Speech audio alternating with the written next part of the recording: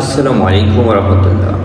হজ যাত্রীদের জন্য সতর্ক সংবাদ, সেটা হলো অবশ্যই ৯ জিলহজ থেকে ১৩ জিলহজ কোনো ধরনের ওমরা করা যাবে না, কারণ এই সময়ের জন্য ওমরা করা মাকরুহ। এই সময়ের জন্য হজের জন্য নির্দিষ্ট করা। অনেকে মদিনা থেকে বা অন্যান্য এলাকা থেকে এরকম জন্য এই সময়ে অনেকে আসতে চায় হজের জন্য। মনে রাখবেন, হজের জন্য এসেও অনেকে প্রথমে ওমরা করে।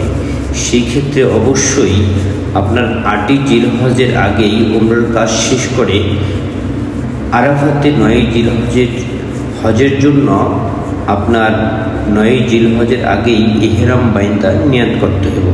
মূলত আপনার ৮ই জিলহজ ফজরের নামাজের আগেই মিনাতে হাজী সাহেবরা চলে যায়।